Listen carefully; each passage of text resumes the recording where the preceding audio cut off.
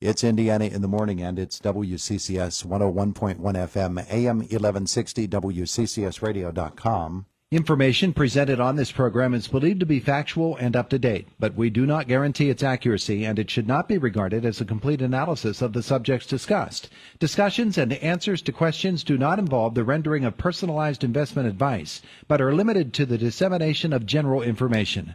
A professional advisor should be consulted before implementing any of the options presented. Encompass More Asset Management is registered as an investment advisor with the SEC and only transacts business in states where it is properly registered or is excluded or exempted from registration requirements. Registration with the SEC does not imply a certain level of skill or training.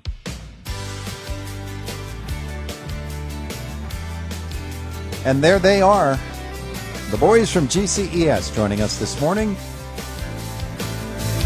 GCES. Clinton Smith, Clayton Galen Bargerstock with us here this morning. It is the voice of Indiana County. We talk a little bit of investment and retirement services with GCES a couple of times each month. Gentlemen, good morning. Good morning. Good to have you both with us here today as we think about the things. I had somebody who wanted me to ask you this specific question. Inflation, especially over the last 3 or 4 years, has really skyrocketed. Things cost a whole lot more now. How should that inform our retirement plans? Should it inform it at all, or should we just ride it out for the long run, Galen? Well, I think we're all in it together. I mean, at this point when you're investing, it seems like the stock market is going up. You know, it did fantastic again, but bond prices went down, inflation went up. You know, at the end of the day, you really have to decide what stage of life you're in, whether you're still building a little bit, because you do have to ride it out. And if you want to have some sort of protection because you are retiring, you could go into something like a fixed indexed annuity. They have riders, income riders on them that do have inflation adjustment built in, so you have a little bit of protection in the future. Mm-hmm. So you know that you're going to have a monthly income for the rest of your life, and you're also going to head for inflation inside of that with that income going up over the years. So as we are approaching retirement, it might be a different answer to that question Correct. than if we are in our 20s or 30s. Yeah. It really, everything revolves around risk and what you're willing to risk for the reward of getting the return back. Because if you're willing to go a little bit heavier on investments and play the market a little bit higher, then you have the potential to, you know, go well and above inflation and not have to worry about it. It's just if you're not risky and you like play it safe with CDs or, you know, bonds, stuff like that, you know, you're really fighting a game there. Do you find that people are fearful about that topic right there? You know, because either because they're not as educated or as knowledgeable as they might be had they been involved in the game a little bit longer, or because it's just something that's out there all the time and it's on their minds now, and of course it costs me more to get a gallon of milk now than it did a year ago, and why would it not affect me? Honestly, I think that inflation, it comes up just about every 4 years. Every time there's an election, I think people are a lot more worried and looking at that a lot more now. You know, election years are usually difficult years. There's a lot of uncertainty. People aren't sure what they want to, whether they're on either side, whatever side you're on, whatever side you're picking, doesn't matter. Everyone's still kind of hesitant to make choices right before an election happens. And honestly, we talk about inflation. We've talked about it the last couple of years, but it's something that I think is on top of people's mind because it's something that's coming up constantly on, you know, what the economics are like right now in the country. And a lot of people are basing their decision off of that and waiting until the election's over. Let me ask you this and see if I can phrase it the way that it's going through my brain, because it's probably going through my main brain differently than my tongue will translate. But when we think about inflation and we think about issues such as that and that volatility, we hear all the time about, well, somebody that's in the market, they can take advantage of an up market or a down market, of whether prices are high or prices are low. If they're smart, they can figure that out. Does it work that way in retirement as well, retirement savings? I mean, you could do like market timing if you're, you know, a DIY retirement person. I mean, really, if you're watching it that close every day and you know what you're doing, well, more power to you. But the average person has absolutely no idea what's going on. So you kind of have to just trust your advisor and rely on a little bit of information that we give, because at the end of the day, you know, I have to do what's right for you as a person, and it doesn't matter how it affects me at all. So no matter what, you're going to get the straight answer of what you should do. And I honestly believe it's mostly risk. You know, if you can accept a little bit of risk, you know, I have some accounts that are averaging great numbers right now, you know, with low risk. Yeah. We have, it's weird to see, you know, we have clients, Connecticut, Massachusetts, West Virginia. You know, the people in West Virginia are a lot differently than the people in Massachusetts and around Boston. But we've noticed that people that actually, they're very different. Accent, everything. The accent's different, but yeah, little pockets all over, you know, the United States. I can tell, you know, it's how everybody was raised in a certain area. And Pennsylvania is definitely its own entity. Everybody was pretty much raised with the same morals and guidelines. And, you know, people want to save and make as much money as they can. But what I see is people don't really want to engage in taking that income off of their investments. They would rather leave that to their children, which is a spectacular thought. But life insurance is a better vessel. So there's always like new conversations with the way the world's turning now. Yeah, so the approach itself can be regional. Yeah, it is. Yeah, but we've seen people that, like in Massachusetts, they're actually willing to engage in the risky side of things. So we'll see people there with a lot more money by retirement. You know, for federal employees, it's the G fund, the government fund, government bonds and stuff like that. You're guaranteed to never lose any money.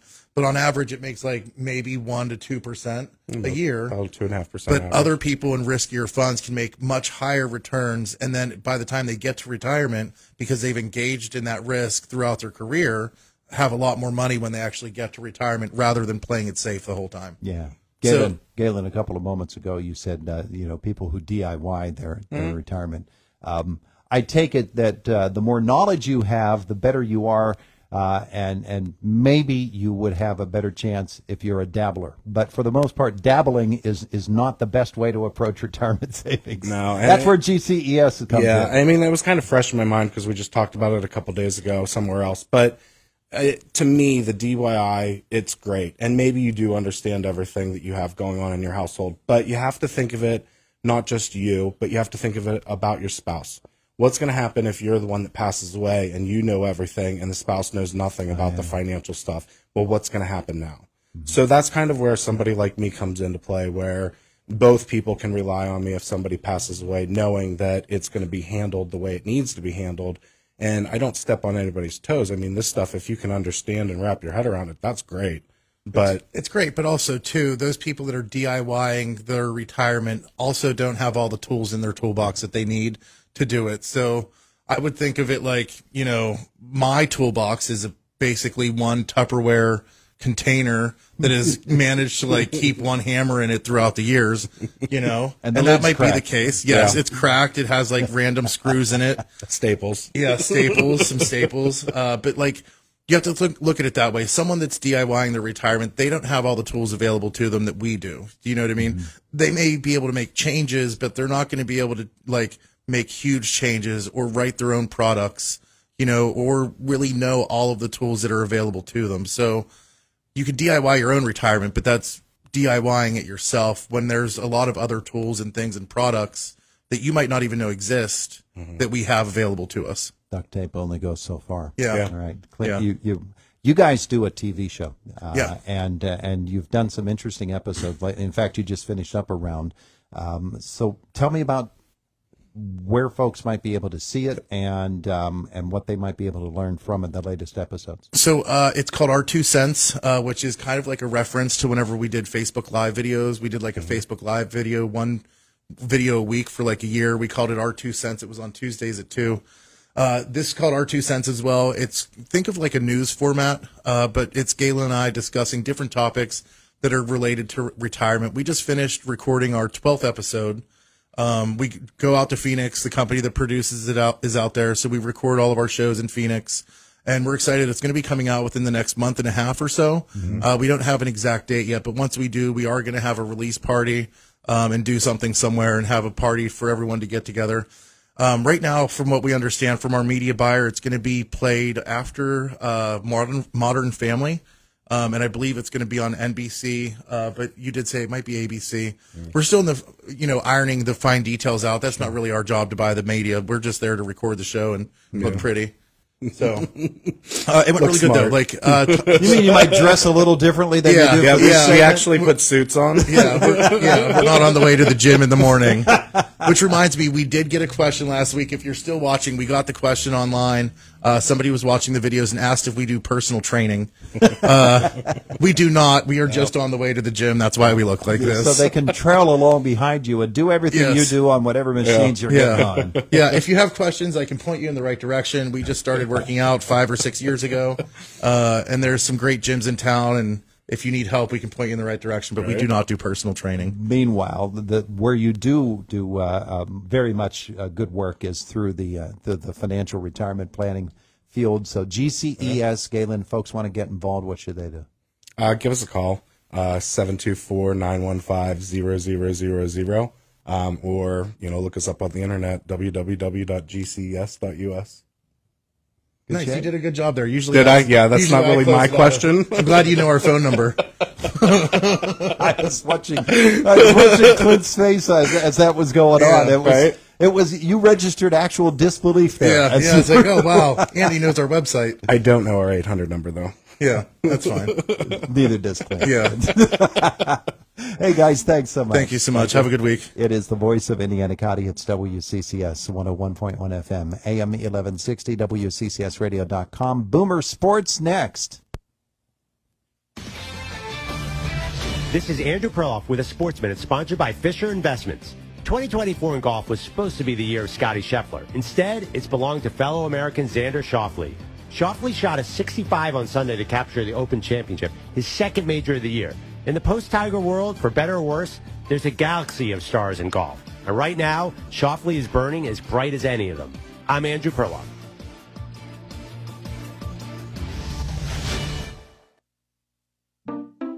At Fisher Investments, we may seem like other money managers, but we're different. Are you really that different than the rest of us? We are. As a fiduciary, we always focus on what's best for our clients.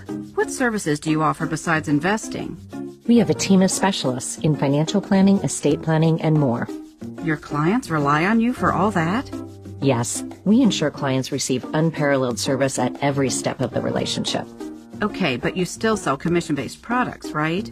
No, because we believe that's a conflict of interest. We prioritize service over sales goals. So, then how do your fees work? We have a simple and transparent fee that's a percentage of our clients' portfolios. So we do better when our clients do better. Wow, we're more different than I thought. At Fisher Investments, we're clearly different. Learn more at FisherInvestments.com. Investing in securities involves the risk of loss.